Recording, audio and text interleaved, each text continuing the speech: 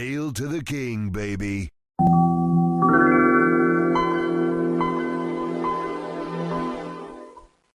Welcome to Tech Tales. I'm Corbin Davenport. I'm Katie Janzen. And today we are talking about Duke Nukem Forever, which was a video game that was in development for 14 years. Not that long. I guess I'll start by saying this episode will have more adult language than usual, because it's kind of hard to talk about Duke Nukem without that. Does this mean I can swear, Corbin? Probably. Because some of the quotes I have is swearing, so I think that's probably fine. This episode is rated E, but not for everyone, for explicit. So before I talk about Duke Nukem Forever, I need to rewind a little bit and talk about the game studio that made it and some of the games that came before it. So we'll start at the founding of Apogee Software, which later became known as 3D Realms. It was a game studio founded by Scott Miller in 1987 because he wanted to publish the video games he was working on. George Broussard, a student at the same high school as Scott, later joined and is credited as co-founder. So these are the two important people that we have to remember, is George Broussard and Scott Miller. The first Duke Nukem game was released in 1991 as a 2D side-scrolling shooter where you kill enemies and destroy obstacles on your way to defeat the evil Dr. Proton and his army of tech bots. It was developed and published by Apogee Software and released for MS-DOS PCs. And you play as Duke Nukem, who the manual describes as, quote, a humble sort of guy and would much prefer to stay in his cool Los Angeles apartment and watch his soaps. But when the going gets tough, so does Duke. I love that Duke Nukem watches soaps. Yeah. Great start. Already great character. And the original game received pretty favorable reviews. Duke Nukem 2 was released just 2 years later and was also developed and published by Apogee. The game's plot started with Duke Nukem being kidnapped by aliens while he was being interviewed on the Oprah Winfrey Show about his new book, which was titled Why I'm So Great. That's the actual plot. The world needs to know why. The aliens aim to use Duke's brain to plan out an attack on Earth, but Duke escapes and then has to fight his way off the alien planet. Duke Nukem 2 was also a side-scrolling adventure game and also received pretty good reviews. Now, what really made Duke Nukem a big series was Duke Nukem 3D.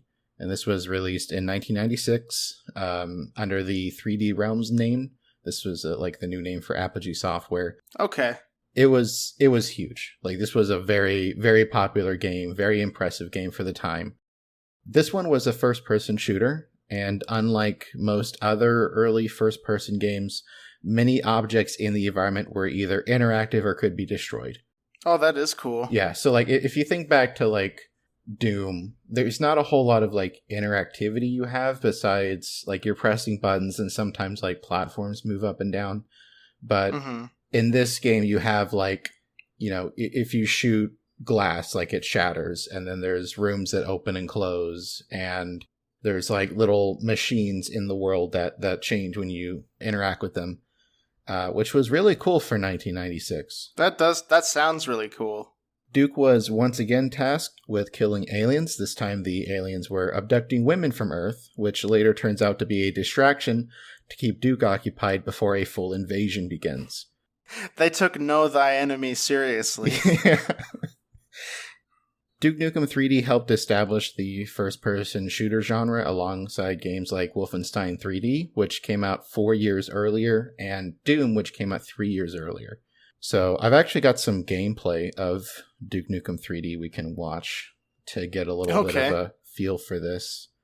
Now maybe I'm about to find this out, but at the point we're at with Duke Nukem 3D, do we have the voice of Duke yet? Yes we do. Amazing.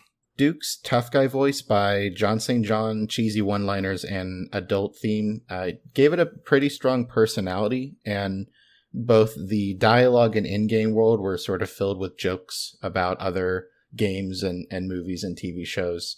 So yeah, just like combination of all of this, and John St. John was a perfect voice actor for this.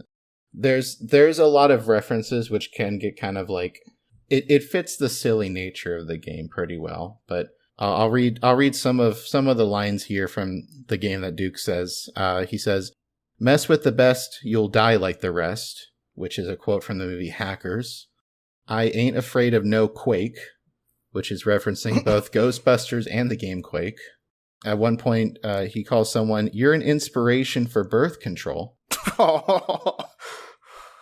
And my favorite line of the game, where Duke says, "Oh, your ass is grass, and I've got the weed whacker." Okay, that one's pretty good. That one's pretty good, yeah. All right, so we've got some gameplay of Duke Nukem 3D right here. You ready to hit play? Yeah. Okay. All right. Hit play on 3, 2, 1, go.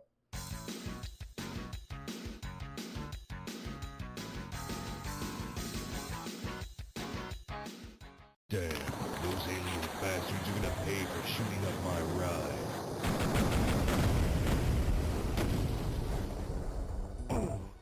Come get some.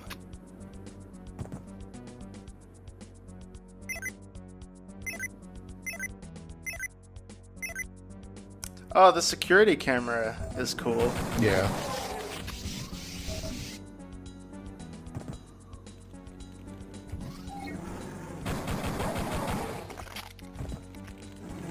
That went by a little fast. Did he just pick up the world's hugest bottle of pills? Yeah.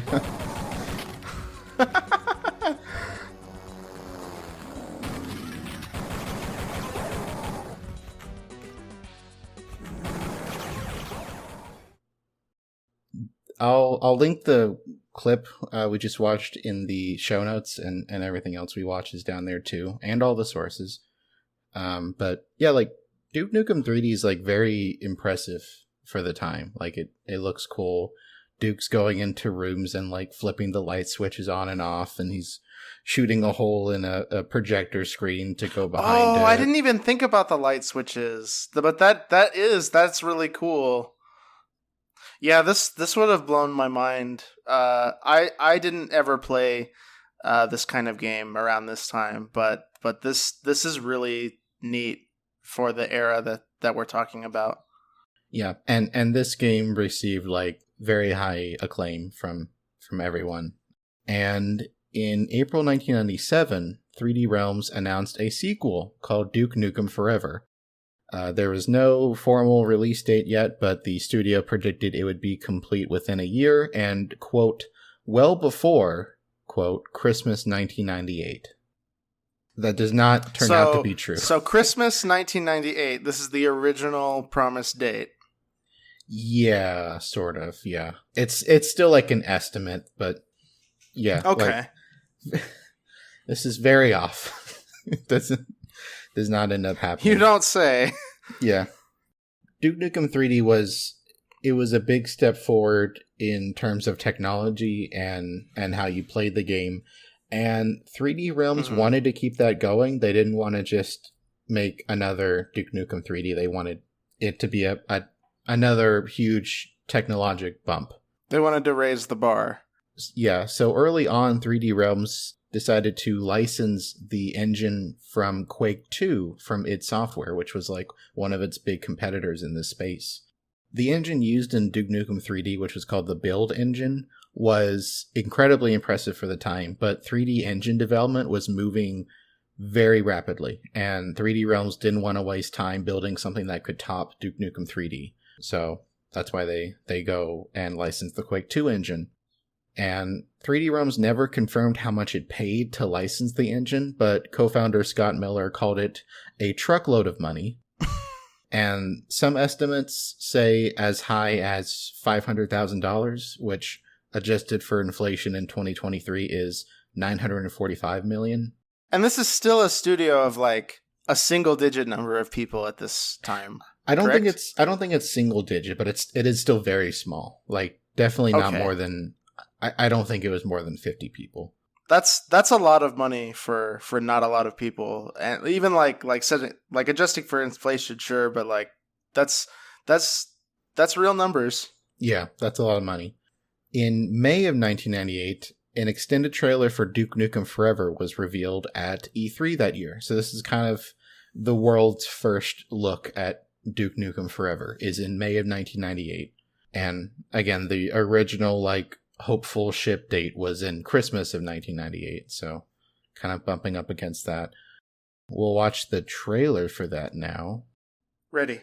All right, go on 3, 2, 1, go.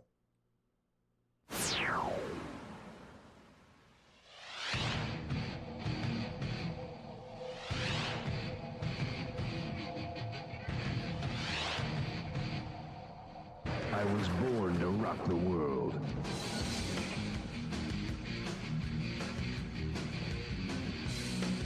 This is definitely a lot closer to like original Half-Life. Yeah, the like concrete pipes rolling down that hill or the little shack falling down is really impressive. Yeah. Damn, I make this look good. We've got the rolling ball from Indiana Jones keeping up the references.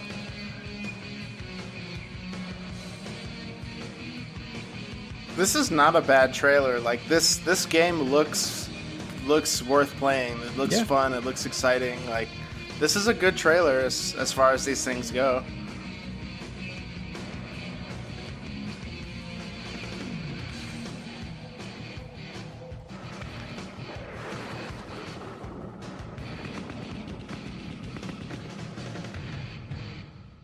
Always bet on Duke.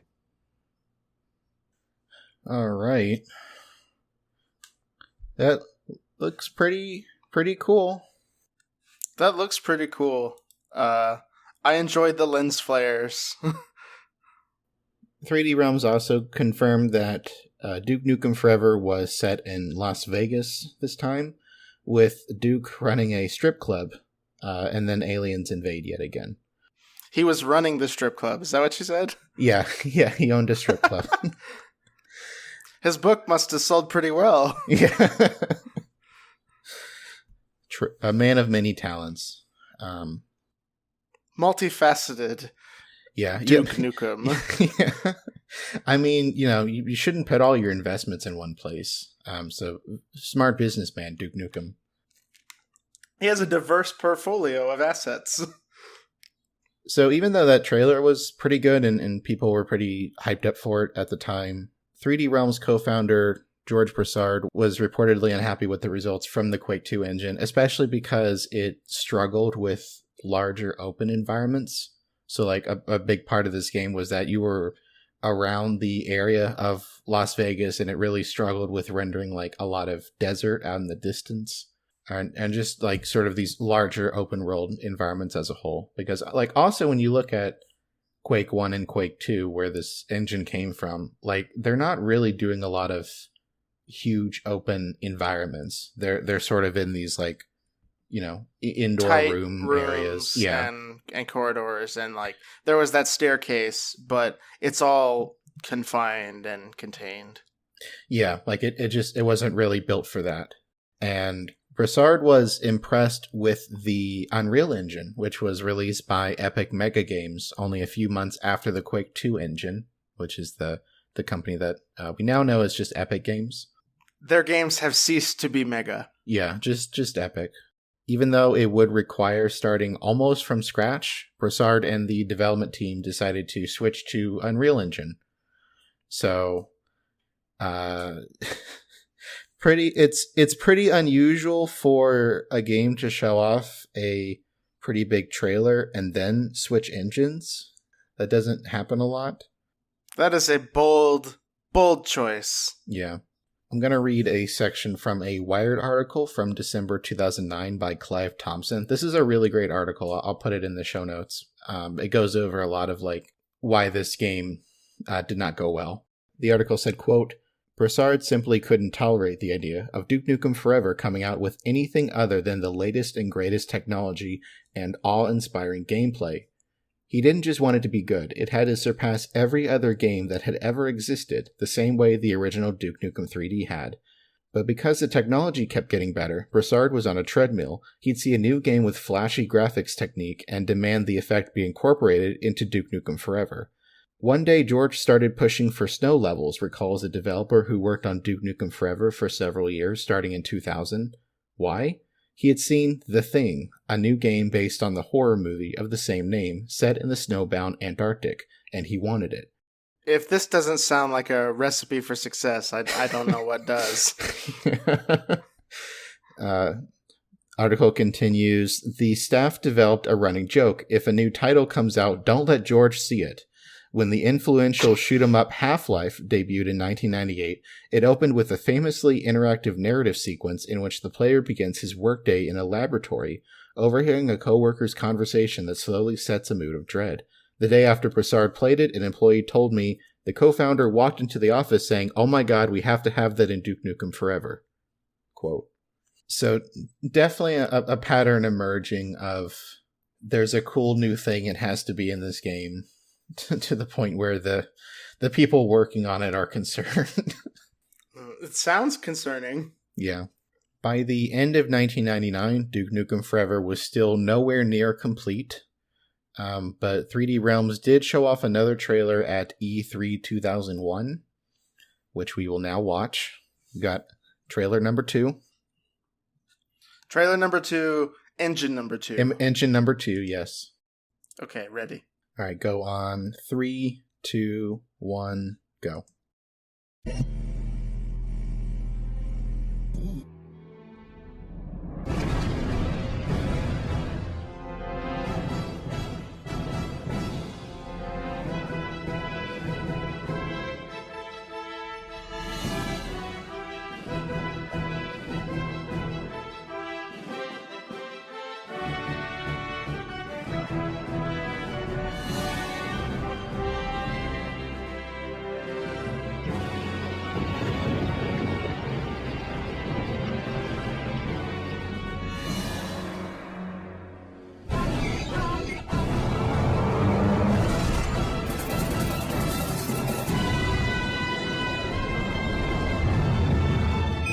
People are turning into monsters! There's no place to hide. Please help us. Man, this thing is really pissed off. We're all gonna die. Duke, the situation has deteriorated. It appears they have the president. The Earth Defense Force has been compromised, and I'm afraid you can't trust anyone. Hey, pal, what are you gonna do? Save the world all by yourself?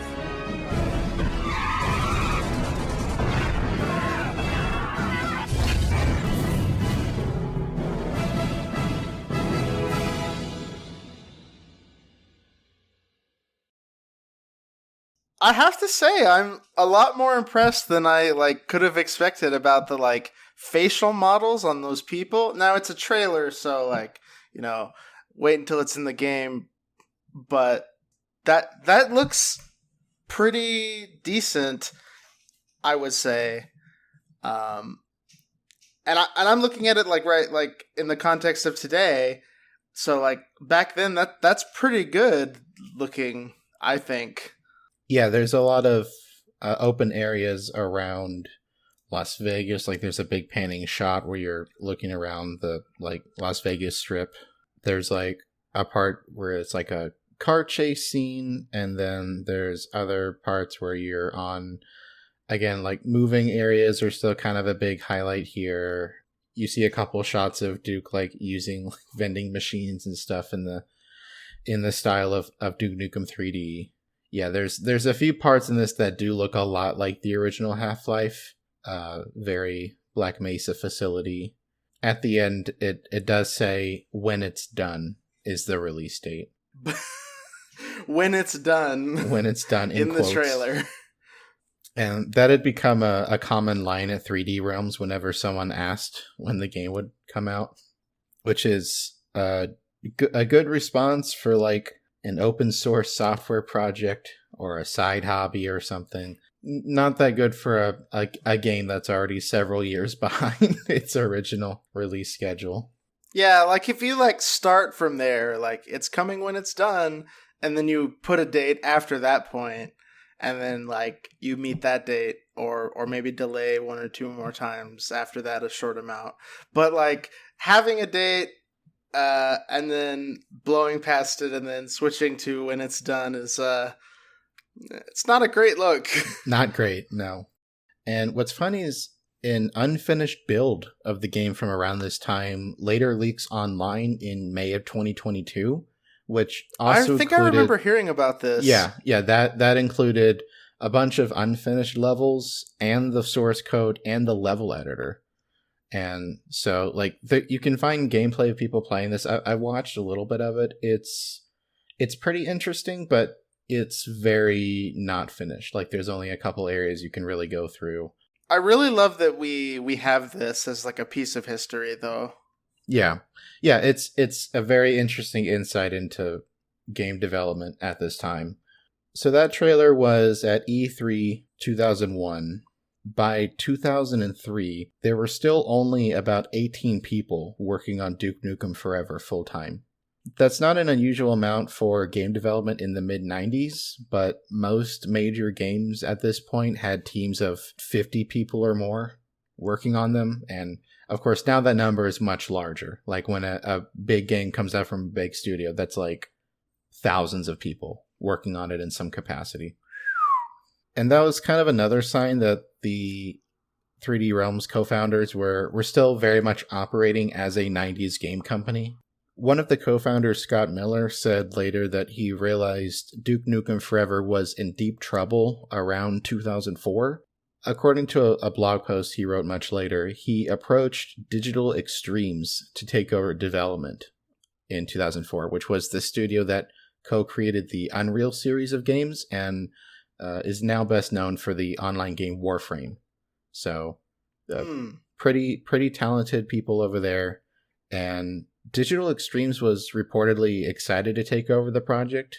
And the transition even had approval from 3D Realms' publisher, which was Take-Two Interactive. But the deal was, quote, shot down internally, quote, which Miller later said was a fatal suicide shot, according to him. And this is 2004 now, to be clear. Yeah. So we started in what was it, early 1998? The game was announced in 97, supposed to come out probably end of 98. And then we had 98, and then when it's done, and now it's 2004. In big trouble is right. Yeah. In 2004, Take-Two CEO Rich Rodell was asked on an earnings call about a release date for Duke Nukem 3D. He said there was no confirmed timeline from 3D Realms. He also said on the call that the game was now using the engine from Doom 3, which would have been the third engine this game was supposed to be using. But George Broussard later said that wasn't true, but he didn't clarify where the CEO might have got that information from. So that's still kind of an open question of like, that doesn't seem like something you just accidentally say, like, because that's a very specific detail that he said on that earnings call. So I don't know if like someone communicated to him wrong, or maybe at one point 3D Realms was testing a version of this with the Doom 3 engine. I don't think anything like that ever leaked, so we don't really know, but it's kind of interesting. Because I don't know what everyone's familiarity with game development is, but like game engines aren't things that you can just swap around. Like you can't just, we took out this engine and put this other one in. You basically have to restart the whole game from scratch. And like maybe you can port some of your models and texture assets and that kind of thing, but like any kind of like prescribed sequences or levels, I would think you'd have to do tons of rework to port to a new engine. Yeah, like ideally you'd never want to switch engines in development because it is like you're starting from scratch. Never mind 2 times so far. So that was in 2004. In 2006, a journalist was given a preview of Duke Nukem Forever, where Broussard confirms the 3D Realms, quote, fucked up, quote. And at that point, they restarted development again, apparently, in 2006. 2006. He was talking about this as in like part of an interview, so it's not clear exactly when that happened, but it was like sometime around that preview was given. So not great. That was sort of the final straw for a lot of people working on this. That same year was basically when 3D Realms imploded. At least 7 people working on the game had left by August, which was nearly half the team. Again, because there's so few people working on this, that 7 people leaving is a huge disruption. Oh my god. Scott Alden, a developer for Duke Nukem Forever, said, quote, I left because I was burned out after working on the same project for 5 years without any end in sight, quote. Yeah, hopefully, even if you're not making a release date public, internally, hopefully you have, like, some more vague timeline that at least, like, okay, we have to do this and this and this to get done. But it sounds like just, like, when it's done is when it's done, and no one knows when that will be at all. Yeah, there was no timeline at all here. I want to read another section from that Wired article. It said, quote, for longtime employees, the incessant delays posed 2 big problems. One was professional cred. Duke Nukem Forever was the only modern 3D game some of them had worked on. If it didn't ship soon, they'd have spent nearly a decade with nothing to show for it. The other was money. 3D Realms paid its designers less than many competitors, most notably id Software down the road. Broussard motivated them by offering profit sharing. Their business model was to pay the developers very low, but with a potential payday at the end that was pretty substantial, says a former employee. As Duke Nukem Forever failed to arrive, so did that big payday. Quote. Not good. Not good. The promise of profit sharing is Yeah. classic scam at this point. By 2007, Duke Nukem Forever had at least 5 hours of content in a playable state. The project's new creative director, Rafael van Leerup, probably not pronouncing that right, thought the finished work was great and the game could be released within a year if the staff was scaled up. This is when 3D Realms went on a hiring spree, more than doubling the size of the team from 18 to 35 people.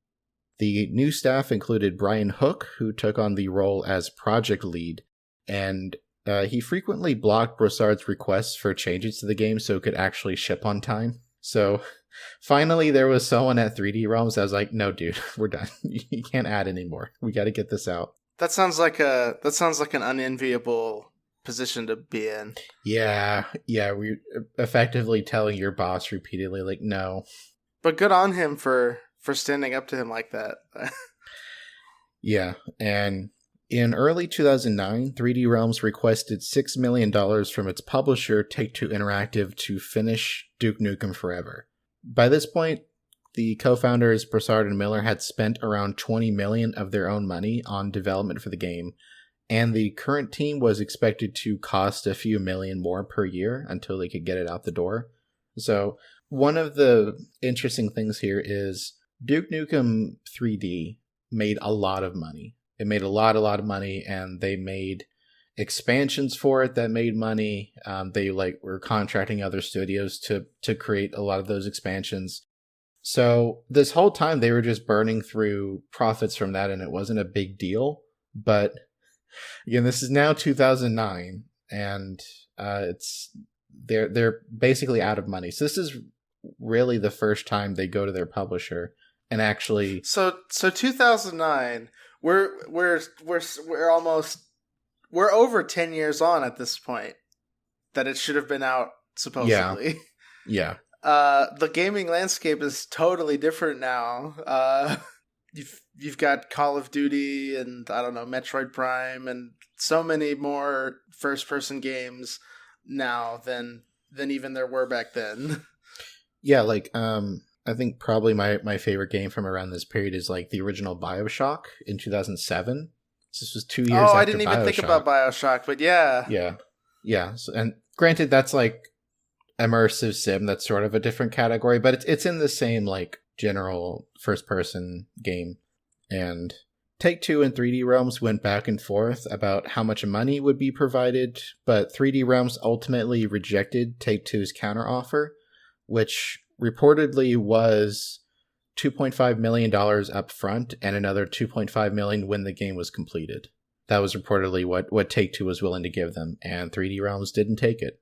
They were out of money and out of time, so 3D Realms closed its development studio on May 6th of 2009. Oof. Yeah, it's not good. I didn't know this part. Take-Two claimed it owned the publishing rights to Duke Nukem Forever, which 3D Realms disputed, and the two companies went into a lengthy court battle over who could basically finish the game, sort of, or at least own the rights to the series.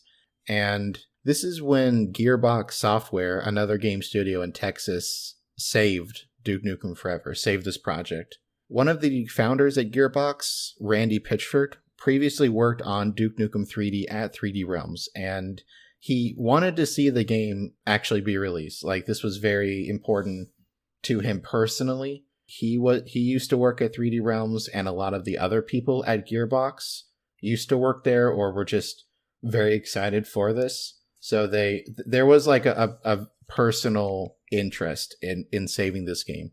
So Gearbox purchased the rights to Duke Nukem for an undisclosed amount, and then Randy Pitchford proposed that Take-Two end the lawsuits and allow Gearbox to finish the game. And Take-Two agreed to that. As a result, a lot of the developers from 3D Realms joined Gearbox, including George Broussard. I'm going to read part of an interview from Wired from 2010, where they talked to Randy Pitchford. Okay, great. Yeah. Again, Randy's like not a very good guy, so I don't want to like give the impression that like, oh, this man honorably saved Duke Nukem Forever. It's like he's not that good of a person. It's like how Bezos apparently like said, make more of The Expanse or whatever Amazon Prime show it was so that he could watch it. Like, no, it's just what he wants. So he's like, I have money. I have a game studio. Let's finish this game I want to see. Yeah, but he did say at the time, quote, I feel like I owe my career to Duke, and I'm not alone. A lot of the guys at Gearbox had worked on Duke Nukem 3D, and a lot of the guys worked on Duke Nukem Forever. We felt like Duke was a part of us too, and we were in a position where we knew we could help. And I believe that George and Scott could trust me because I knew that they knew that I knew what the brand was all about. Take-Two, because we were working on Borderlands together, they could trust us. We were in this weird, unique position where we could help everyone come together in Duke's time of need. It was risky. I had to put myself in the middle of it. I had to put my studio in the middle of it, and we had to take a bet. We had to spend money, and we had to put resources on things. We had to take a big risk. It's funny, they say you should always bet on Duke, and we did, and it paid off. We helped the lawsuit go away and settled that for everyone. Quote. The next time we see the game is at PAX 2010, which was not previously announced at all. Like, PAX was just happening, and Gearbox was like, oh, by the way, we have Duke Nukem over here. Amazing. Yeah, and then in January of 2011, we got another trailer. So we got our third trailer. Let's go. And this is Engine 5? This is still Unreal Engine. Okay. They end up calling this Duke Engine. I don't know why, but my understanding is that this is basically just very modified Unreal Engine 1. Someone has just taken the word Unreal and like scribbled it out with a red pen and wrote Duke in its place. And right off the bat, there's quite the ESRB warning on the first frame of this trailer. We've got blood and gore, intense violence, strong language, mature humor, nudity, strong sexual content, use of drugs and alcohol. Oh boy. Great game. You ready? Ready. Okay, go on. 3, 2, 1, go.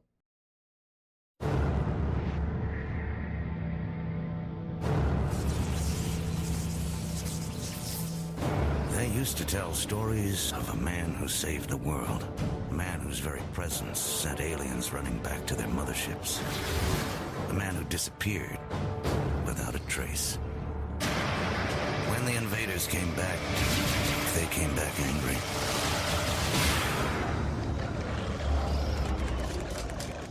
They tore our planet apart, bit by bit. But they made one mistake. They shouldn't have gone after our women. Damn it. Why do they always take the hot ones?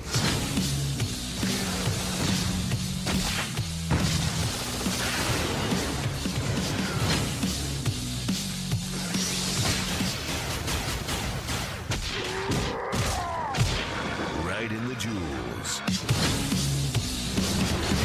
Rest in pieces.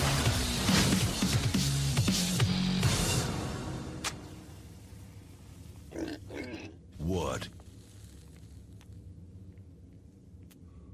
Did you think I was gone forever?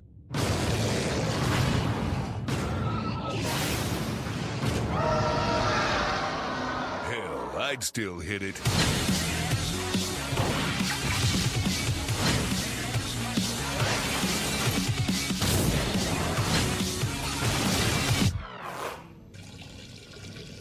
Oh, yeah.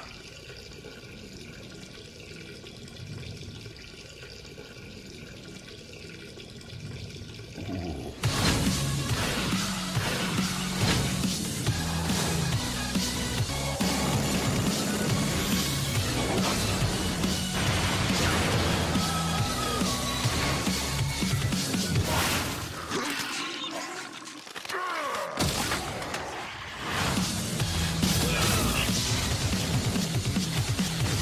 Coochie coochie. Hail to the king, baby. What about the game, Duke? Was it any good? Yeah, but after 12 years, it should be.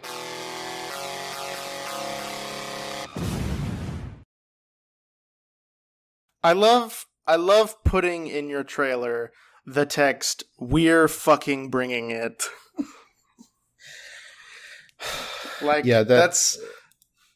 Yep, that had a lot of killing aliens, a lot of naked people. What an experience. So, were these censorships that are in this IGN YouTube video, were those shown on the stage, or is IGN censoring it for their upload? I have no clue.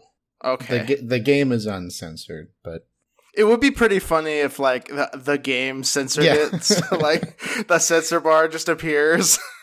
So, finally, on June 10th of 2011, Duke Nukem Forever was released. After 14 years of development, in its final form, it was a first-person shooter that combined combat and puzzle solving, mostly set in Las Vegas and the Hoover Dam. The game has some interactive objects like Duke Nukem 3D. There's pinball tables you can play with, and sinks, and of course urinals. Duke was peeing for like 30 whole seconds in that trailer. It was so long. It was very long pee.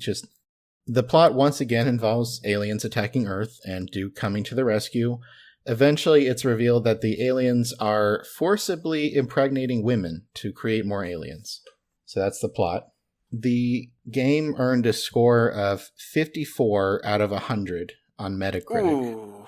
average from 48 reviews. Most of the reviews were not kind at all to this game, because, like, first of all, a game in the works for this long is almost impossible to not be a disappointment.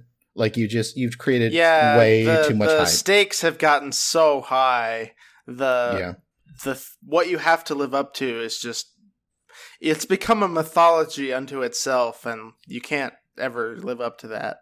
Yeah, and this was an extreme example where really the fact that, like, it took so long was almost the game's kind of why it was still known. Is like, oh yeah, there's this game that's just been in development for over a decade, and I guess it's coming out now. Maybe I'll buy it.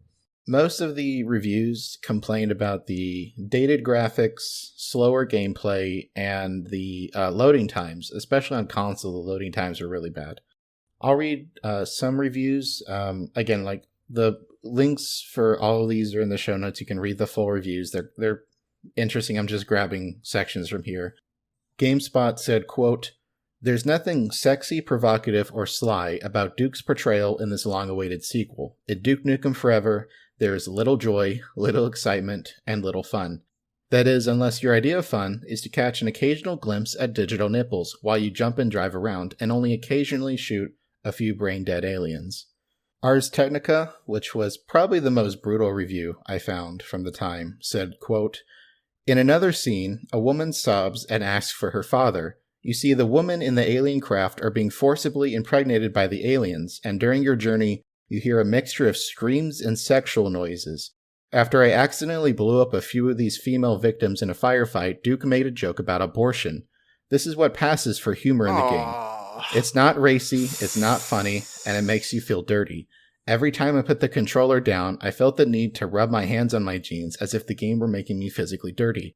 It's like watching your uncle tell racist jokes at Thanksgiving and praying someone has the guts to tell him to cut it out, but this time it's interactive, and you're the uncle." Nobody wants to be in the middle of Racist Uncle Simulator. No, that's a horrible experience. PC Gamer, which had one of the more positive reviews I found, said, quote, "Duke Nukem Forever is a throwback to the age when shooters were long single-player experiences first and multiplayer games second. And as such, the 8-player multiplayer modes aren't going to challenge Call of Duty or Battlefield for the competitive crown. It's often hilariously effective at showing us a good time, though. The 10 maps, which are diversely designed with the same wide range of locations as the campaign, are built to create goofy and memorable moments when combined with Duke's weapons. One category in which Duke Nukem Forever has surpassed its predecessor by leaps and bounds is in its uncensored nudity, particularly in the first half. Breasts abound, some attached to shapely but dead-eyed ladies, some to other less appealing things. If that kind of thing bothers you, you've probably already been warned away by the long as your arm ESRP rap sheet. But my personal taste threshold was exceeded only once by a mid-game incident that goes just a little too far in mixing boobs, comedy, and gore." I think they're talking about the alien ship part that ours was talking about. Last review I'll read is from Destructoid, which was also extremely brutal. They said, "Duke Nukem Forever is an ugly game, both in terms of visuals and gameplay. It's hardly surprising that software over a decade past its due date plays like an artifact from a past age. In fact, under certain conditions that could almost be considered charming. Some may defend the game for deliberately evoking an early 90s charm, but here's the thing. Even for a game from the 90s, Duke Nukem Forever isn't very good. It's simply not fun, and that's the cold hard truth. For a game that prides itself on being a big, dumb shooter, you'll be surprised to note that the game features comparatively little shooting.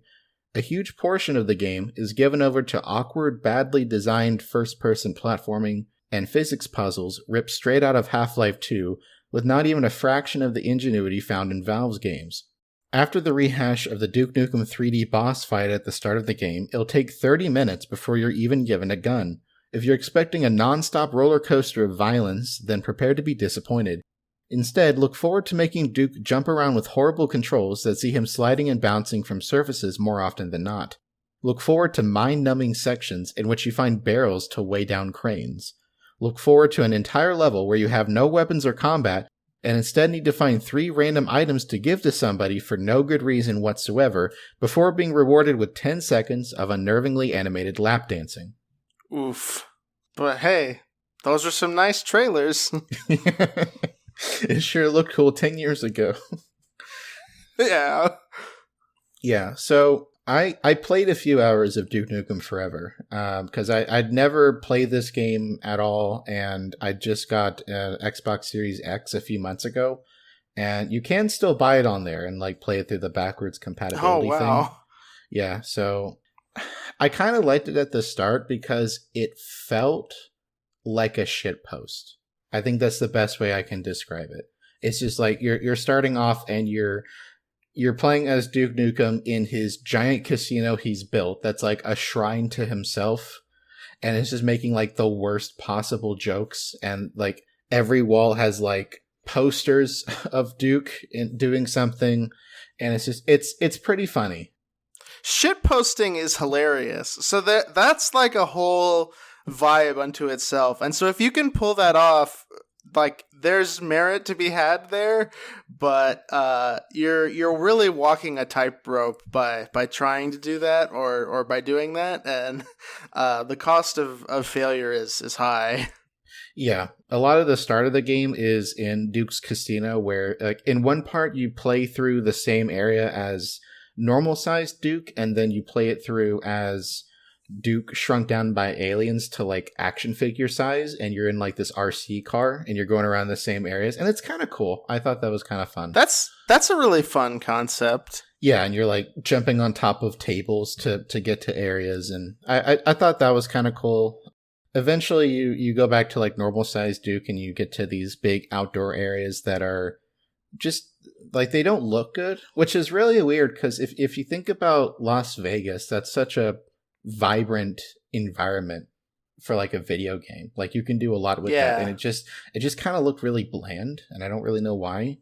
And it plays very much like a first person shooter from like the mid or late 2000s, which is not something I normally enjoy. Mm-hmm.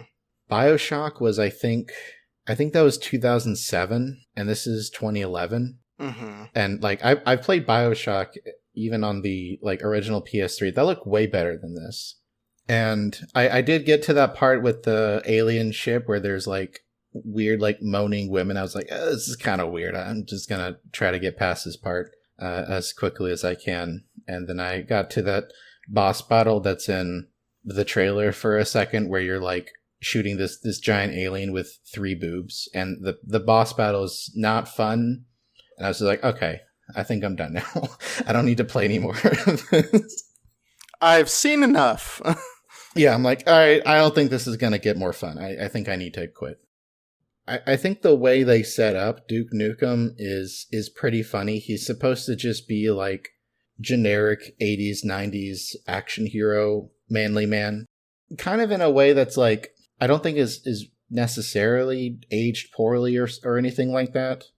Like a lot of the jokes are just like directed at the random aliens invading.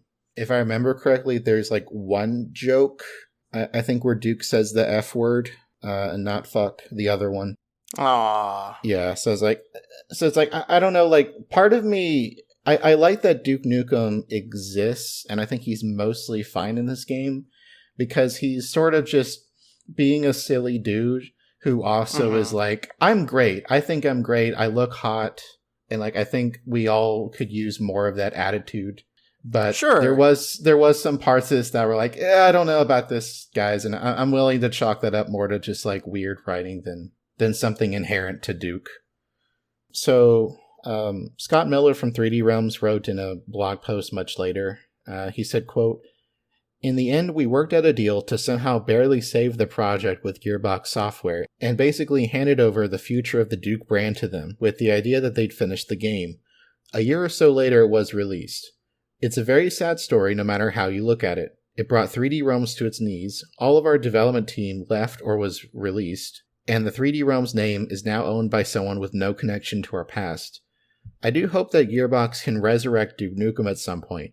It seems like the obvious move will be to recreate Duke Nukem 3D using Unreal 5, and if it does well, then start making more Duke adventures while also expanding the universe with new characters." Quote. Yeah, I don't know about all that. I feel like Duke belongs in the past. Yeah. Duke Nukem 3D was 1996, so yeah, it's been a very long time since he was in a relevant game. I don't think Duke is like a very strong character. He's just kind of a silly guy. Really, it's just like make a game with a silly guy voiced by John St. John. That's really it. And it's a very funny voice. That's a lot of words. Too bad I'm not reading them. Clip that's everywhere on like TikTok or Reels or whatever. Is very funny and clearly like in that same vein or what. I don't know if that's one of those AI voice clowns of Duke. No, there's a few people who have like made it a point to just like voice Duke saying silly stuff. Like I was trying to find a video for this, and I ran into some of those, and I got to one that was just someone saying in like the Duke Nukem voice, like, I got banned from Dave and Buster's. Yeah, that stuff is hilarious. And so like there's a way that could be really funny, but Yeah. yeah. So yeah, that blog post from Scott Miller was pretty depressing. George Broussard had a very different take. After that was published, he kind of went on a little Twitter rant. Oh boy.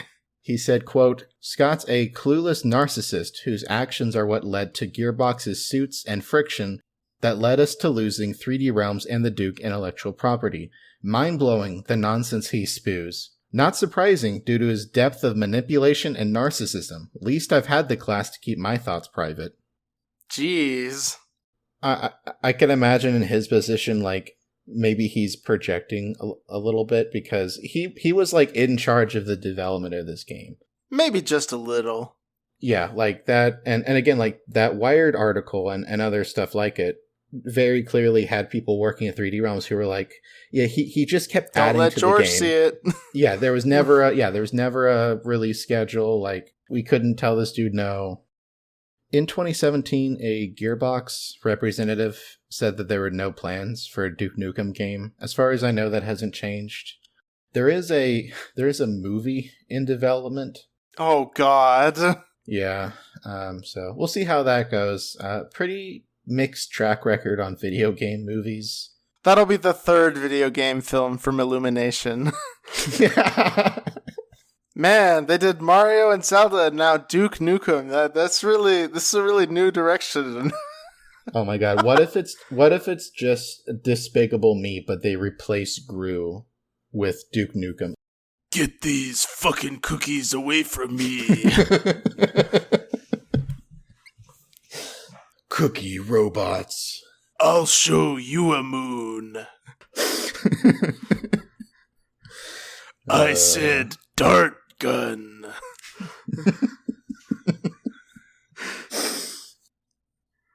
So, as of 2023, you can still buy Duke Nukem Forever. It's on Steam. It's on the Xbox Store. It costs $20. I would not recommend paying that. Again, like it's not a good game. It's just kind of interesting from a historical standpoint. And you can find the disc copies for like Xbox 360 and PS3 on eBay. They're like $5 to $10. So either way, definitely a very interesting part of the history of this stuff. Like, what a weird thing. Yeah, so that's all I've got. Do you have any plugs?